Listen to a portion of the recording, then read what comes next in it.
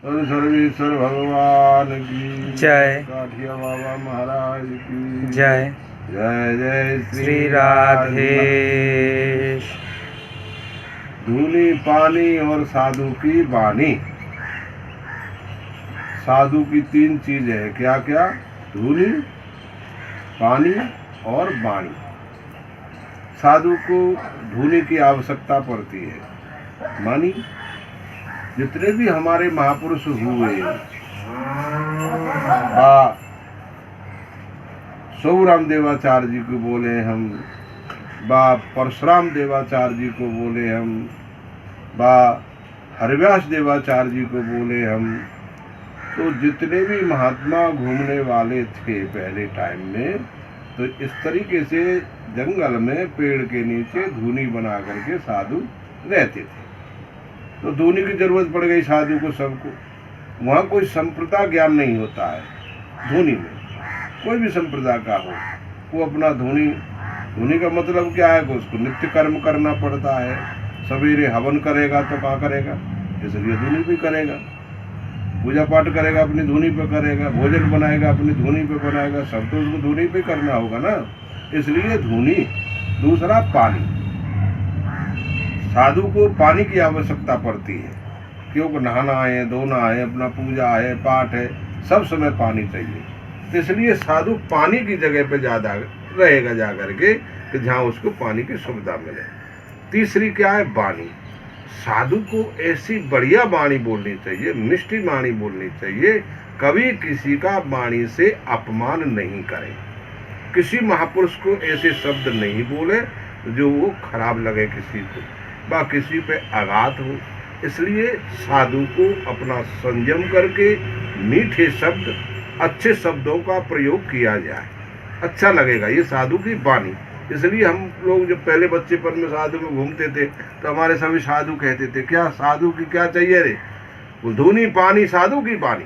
इसलिए ये तीन चीज साधु के प्रधान है। जैसे धूनी के बारे में मैं आपको बताऊं तो एक बार हमारे सोहराम देवाचार्य जी महाराज हरियाणा में चले गए घूमते घूमते। अब वहाँ एक महात्मा का आश्रम था, वो भी सिद्ध था महात्मा। अब उन्होंने जाकर के वहाँ अपनी धूनी लगा ली, इसी तरीके से पेड़ के नीचे बैठ गए, आराम से वहाँ रहने लगे। भगत आमे बाबा की जय जयकार करे। महात्मा को चिढ़ आ गई कि ये तो मेरे से ज्यादा पूज रहा है, तो इसकी पूजा तो मेरे को हटानी पड़ेगी यहाँ से।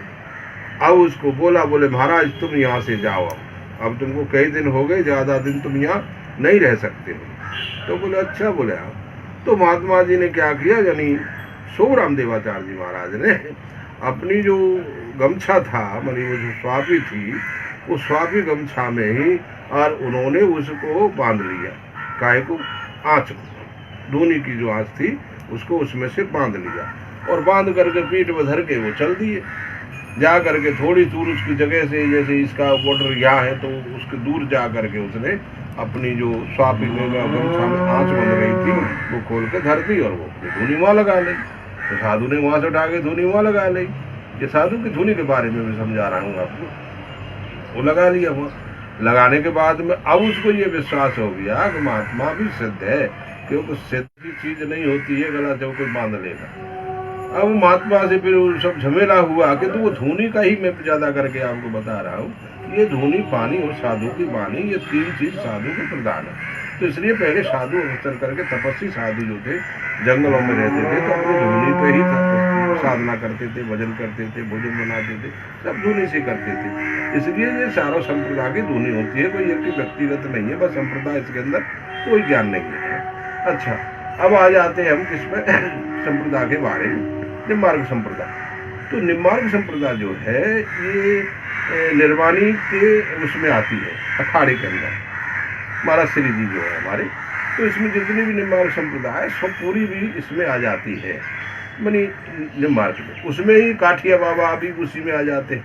हमारे रामदास काठिया बाबा थे ना, तो रामदास काठिया बाबा को जब चार संप्रदाय का महंत बनाया गया था कुंभ में बहुत साल पहले, तो उन्होंने इसी तरीके से बनाया। काय से बनाया? वो निर्वाणी के अंतर्गत ही उनको बनाया गया था। तो निर्वाणी हमारे यहाँ अखाड़े की देवी बोलती है, निर्वाणी की बोलती है हमारे काठिया में, और आज भी हम निर्वाणी के हैं। हम कुंभ के भी महंत हैं, तो कुंभ में भी हम निर्वाणी के महंत हैं। तो इस तरीके से हमारी ही निर्वाणी के अंदर है। अगर कोई खालसा कम पड़ रहा है या उसमें खालसा नहीं है या कोई बात है, तो उसके लिए अपना एक राजीनामा करके उस महंत को उसके अंदर दे देते हैं। उसमें भी जा सकता है, वो उसमें जा सकता है, मैंने उसकी वजह से। वैसे अक्सर करके जैसे कुछ हमारे साधु हैं तो वो निर्मोही में चले गए हैं, तो निर्मोही अखाड़े में, तो उसमें कोई बात नहीं है, किंतु अक्सर करके काठिया का तो हमारा जो है वो निर्वाणी के हम वो है इस तरीके से। अब ये हो गया निर्वाण बनी अखाड़े का मामला। अब आ जाता है प्रश्न कहाँ काठिया बाबा का। तो काठिया बाबा जो परंपरा है हमारी, ये तो इंद्रदास जी महाराज से चली है, और इंद्रदास जी महाराज तो हमारे कई पीढ़ी आगे हैं, आज के नहीं है, कई पीढ़ी आगे हैं। और वो ज़्यादा करके झगीने में रहते थे। झगीने में उनकी समाधि भी बनी हुई है, अगर कोई चाहे तो वहाँ जाके दर्शन कर सकता है। बिहारी जी का मंदिर है झगीने में, और वहाँ इंद्रदास महाराज की समाधि है। तो इंद्रदास जी से काठ की परंपरा धीरे धीरे चली आई। अब काठिया में भी दो काठिया हो जाते हैं। कैसे हो जाते हैं कि एक रामानंदी काठिया है और एक ये निम्बार की काठिया है। तो अब रामानंदी काठिया हैं तो वो जो है जयपुर में जैसे त्रिवेणी धाम है, नारायण दास जी महाराज थे, वो अपने को काठिया लिखा करते थे। डाकोर वाले शायद वो भी अपने को काठिया लिखते हैं। और भी महात्मा है जो काठिया परंपरा से, क्योंकि रामानंदी में तो बहुत परंपरा है उनकी, तो उसमें से एक परंपरा जो है वो काठिया लिखती है उनकी। किंतु उनका जो काठ है वो 2.5 फेर है। जैसे हमारा 1 है, उनका 2.5 है। हमारा 1 ऐसे है और उनका 2.5 बनाते हैं वो ऐसे करके।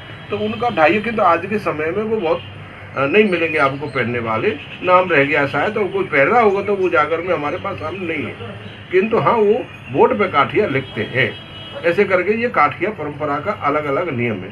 अगर रामानंदी काठिया लिखता है तो उसका 2.5 फेर है और वो अपने को कहते हैं। और हमारे ये काठिया जो है वो 1 फेर है। इसी तरीके से 1 पहनते हैं हम लोग, और ये हमारे कई पीढ़ी आगे से चला रहा है, ये कोई आज का नहीं है। अगर कोई ये कहता है कि नहीं साहब ये फलाने का है कि ये ठिकाने का है कि ये उसका है, तो ये प्रूफ वो नहीं दे पा सकते हैं। तो इंद्रदास जी से तो हमारी कई पीढ़ी चली आ रही हैं, अभी सैकड़ों साल चली रही, कितनी साल चली गई हैं। तो इसलिए इसमें तर्क वितर्क करना किसी को ठीक नहीं है। किसी के काठ को लेकर के या किसी के परंपरा को लेकर के या किसी के गुरु को लेकर के जब वो से कह देते हैं कि साहब वो रामानंदी मंत्र लेगा, रामानंदी अखाड़े में जाएगा, वो मंत्र नहीं, ऐसा कुछ नहीं है, कोई मंत्र नहीं लेता है। हमारे यहाँ साधक सिद्ध बनते, नागा बनता है, कोई भी संप्रदाय का हो और कोई भी संप्रदाय का नागा, उसके नीचे नागा बन सकता है। किंतु इसका मतलब ये नहीं है कि वो कंठी मंत्र को अपने को चेंज कर दे, वो निम्बार्की से रामानंदी है जाए या रामानंदी से निम्बार्की हो जाए, नहीं, ऐसा कुछ नहीं है। निम्बार्की रहेगा, रामानंदी रहेगा, कृष्ण मंत्र वाला कृष्ण मंत्र रखेगा, राम मंत्र वाला राम मंत्र रहेगा। मंत्र कभी कंठी मंत्र नहीं चेंज होते हैं, ये भूल है सब लोग। ऐसे हमारे त्यागी में 4 संप्रदाय का त्यागी हो सकता है, किंतु उसका मतलब ये थोड़ा ही वो अपने तिलक को, अपने कंठी को, अपने मंत्र को चेंज करेगा, नहीं।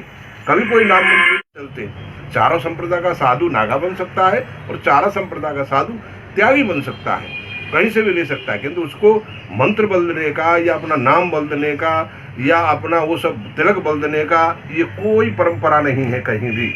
खाली है तो सिद्ध साधिक का, ये हम लोग कहते हैं सिद्ध या साधिक। साधिक होता है वो जो बनेगा, और सिद्ध होता है वो जो गुरु होगा। तो इसलिए सिद्ध गुरु कहते हैं हम लोग उसको। बस सिद्ध गुरु के बाल का फक्कड़ मेरा नाम, ऐसे भी कह देते हैं। वो बहुत कुछ है, मैं हम इतने बोल नहीं सकता, तुमको काले इसको समझाऊंगा, तो थोड़े मैं आपको समझा रहा हूँ। इस भ्रम को साधु अपने मन से निकाल दें। कला कोई रामानंदी मंत्र लेगा कि वो फलाना मंत्र लेगा कि वो, ऐसा कुछ नहीं है किसी में भी है। हमारे भी साधु बहुत हैं, गोड़िया भी हमारे चेला है, रामानंदी भी हमारे चेला हैं, हमने उनको भभूति दिया और आज भी धूनी ताप रहे। तो इसका मतलब ये थोड़ा ही कि उन्होंने अपने तिलक चेंज कर दिए हों व अपने मंत्र चेंज कर दिए हो ना, ऐसा कुछ चेंज नहीं है। जैसे है वैसे के वैसे, खाली अपना क्रियाक्रम सीखते हैं। ये धूनी तापना है, भवन करना है, ये सब करना है, ये सब अखाड़े द्वारे की चीज़ सीखा करते हैं गुरु लोग। तो गुरु लोग उसको सिखाते हैं। ऐसे ही कंठी और हीरा का अलग अलग नियम है। हमारे यहाँ हीरा हमेशा जनेऊ में पहनाया जाता है।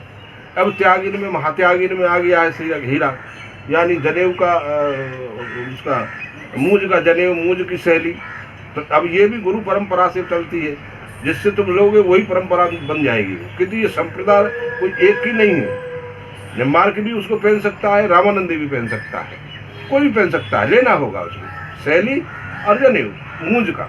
वैसे अधिकार हमारे यहाँ होते हैं तो वो सूत्र के अधिकार पहले से बता देते। टकसार में हम पूछते थे, एक टकसार बोल देता हूँ तुमको, पूछते थे साधु मालाधारी कि सूताधारी, ये हमारी पहचान थी पहले। तो मालाधारी अलग होता है, सूताधारी अलग होता है। सूताधारी का मतलब होता था जिसका जनेऊ होता है वो है सूताधारी, और जिसका जनेऊ नहीं होता है वो है मालाधारी।